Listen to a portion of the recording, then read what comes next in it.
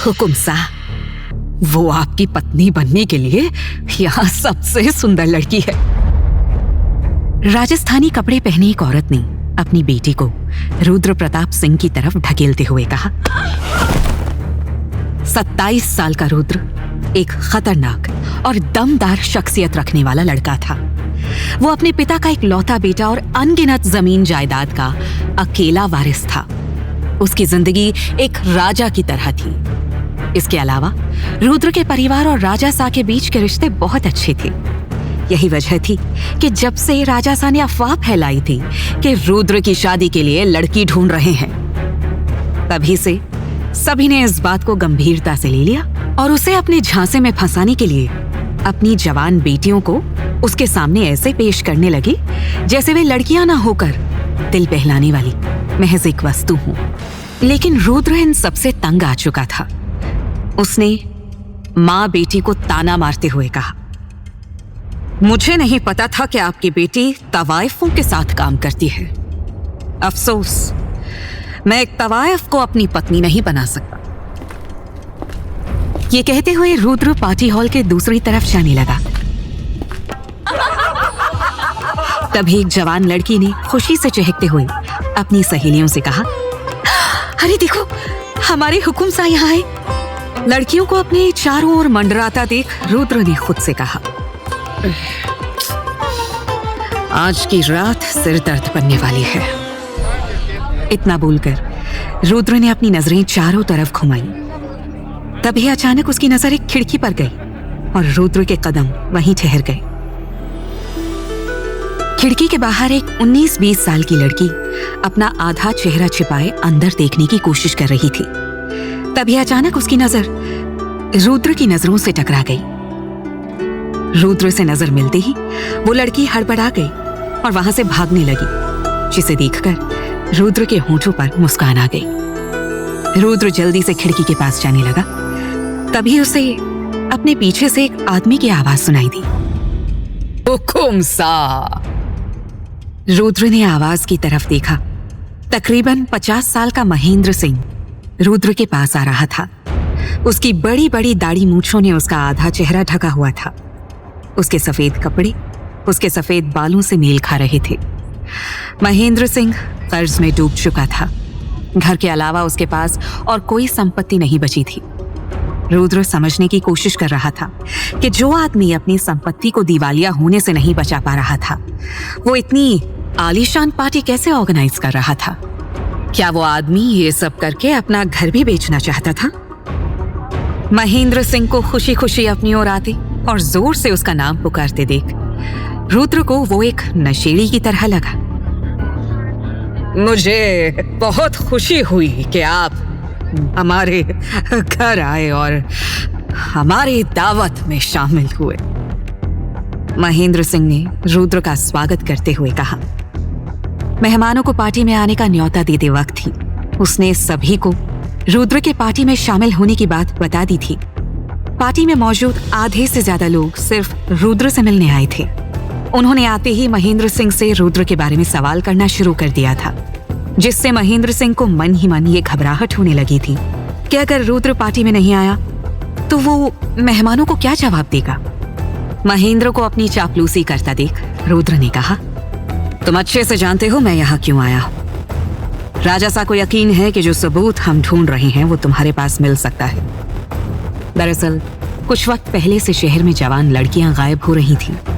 राजा सा ने रुद्र को इस मामले की जांच करने को कहा था और इसी के चलते रुद्र लड़कियों के गायब होने के मामले में सबूत इकट्ठा कर रहा था। महेंद्र ने उसे और राजा सा को एक लेटर भेजकर बताया था कि उसके पास लड़कियों के गायब होने के बारे में सबूत हैं, लेकिन सबूत लेने के लिए रुद्र को उस पार्टी में आना होगा। वैसे तो रुद्र को महेंद्र सिंह की बातों पर भरोसा नहीं था, लेकिन राजा सा के कहने पर वो सबूत लेने पार्टी में आ गया था। मैं जल्दी से सबूत लेकर आता हूँ, महेंद्र ने अपने गले को सहलाते हुए सहमी हुई आवाज में कहा और सबूत लेने कमरे में जाने लगा। वहीं रुद्र जल्द से जल्द पार्टी के उबाऊ माहौल से निकलकर उस लड़की को ढूंढना चाहता था। उसने महेंद्र को रोकते हुए कहा, रुको, पहले मुझे एक खाली जगह बताओ। जहां मैं सिगरेट पी सकूं। आप बाहर बगीचे में जा सकते हैं, वहां कोई नहीं है। सिर्फ मेरी छोटी बेटी दामिनी है, वो आपसे मिलना चाहती है। क्या आप अपना थोड़ा सा कीमती वक्त मेरी बेटी से बात करने के लिए निकाल सकते हैं? महेंद्र ने उम्मीद भरी नजरों से रुद्र को देखते हुए कहा। रुद्र को उसकी बात सुनकर हंसी आ गई और उसने कहा, क्या मैं तुम्हें मंदिर का देवता नजर आता हूं? जी मैं कुछ समझा नहीं हुकुम साहब। महेंद्र सिंह ने हकलाते हुए पूछा। यही बात तो मैं खुद भी समझने की कोशिश कर रहा हूं कि तुम्हारे दिमाग में आखिर ये बात आई कैसे कि मैं भगवान बनकर तुम्हारी और तुम्हारी बेटी की इच्छा पूरी करूंगा। अब जाओ और तुम्हारे पास जो सबूत हैं उसे लेकर आओ। जी हुकुम साहब। महेंद्र जल्दी से सबूत लेने के लिए कमरे में चला गया। वो रुद्र को इंतजार करवाकर और नाराज नहीं करना चाहता था। रुद्र को पता था महेंद्र एक लालची और मौका परस्त आदमी था। उसको पार्टी में बुलाने का मकसद लोगों का ध्यान अपनी तरफ खींचना था। गार्डन में आकर रुद्र को आखिरकार पार्टी के उबाऊ माहौल से राहत मिली, लेकिन थोड़ी ही देर में हवा तेज हो गई और रुद्र को हल्की ठंड का एहसास हुआ। इस बीच रुद्र की नजर एक बार फिर उस लड़की पर गई जो छुपते छिपाते कहीं जा रही थी। तुम किससे छुपने की कोशिश कर रही हो? रुद्र की आवाज सुनकर लड़की हड़बड़ा गई और जल्दी से अपने रेशमी दुपट्टे से अपना आधा चेहरा ढकते हुए बोली, पार्टी अंदर हॉल में है। मुझे ये बात पहले से पता है गौरी। रुद्र ने दीवार से पीठ टिकाते हुए कहा। वहीं गौरी उसके मुंह से अपना नाम सुनकर चौंक गई और पूछा, आप मेरा नाम कैसे जानते हैं? महेंद्र सिंह के घर में अपना आधा चेहरा छिपाने वाली उसकी बेटी के बारे में पूरा शहर जानता है। क्या तुम्हें खुद के बारे में नहीं पता? रुद्र की ये बातें सुनकर गौरी कुछ पल के लिए खामोश हो गई। उसके चेहरे को लेकर शहर में कई बातें या कहीं अफवाहें थी। लोग उसके चेहरे को शापित समझते थे और कहते थे कि जो कोई भी उसका चेहरा देख लेगा उसकी कुछ ही दिनों में मौत हो जाएगी। इस बारे में रुद्र ने भी सुना था और शायद इसी वजह से जब उसने गौरी को पहली बार खिड़की के पास देखा, उसके मन में गौरी से मिलने की इच्छा जाग गई थी। वहीं गौरी अपने बारे में फैली अफवाहों के बारे में सोचते हुए रुद्र से बोली, क्या आपको मुझसे डर नहीं लग रहा? इस दुनिया में बहुत सी डरावनी चीजें हैं, फिर भला मैं तुम्हें देखकर क्यों डरूं? रुद्र ने सिगरेट का धुआं उड़ाते हुए कहा। लगता है आपने अफवाहें नहीं सुनी। लोग कहते हैं कि मेरा चेहरा शापित है। अगर आप मुझे देखेंगे तो आपकी जान चली जाएगी। गौरी ने बिना रुद्र को देखे कहा। उसे सिगरेट की महक आ रही थी और उसे ये घिनौना लग रहा था। मैं अफवाहों से नहीं डरता, पर लगता है तुम मुझसे डर रही हो, रुद्र ने कहा, क्योंकि गौरी ने अब तक एक बार भी उसकी तरफ नहीं देखा था। डरने का सवाल ही नहीं उठता, क्योंकि मैं आपको जानती ही नहीं, गौरी ने जवाब दिया। तुम क्या सच में मुझे नहीं पहचानती?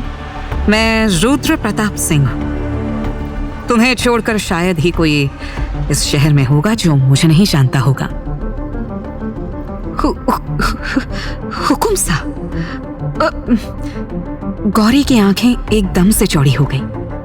उसने कभी सपने में भी नहीं सोचा था कि उसे कभी भी रुद्र प्रताप सिंह से मिलने का मौका मिलेगा।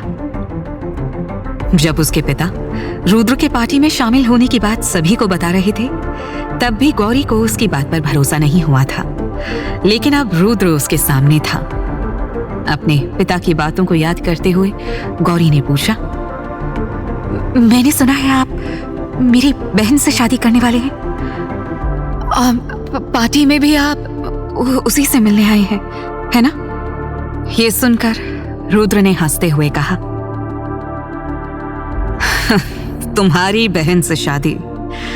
लगता है तुमने कुछ गलत सुन लिया है, क्योंकि मैं कभी तुम्हारी बहन से शादी नहीं करूंगा।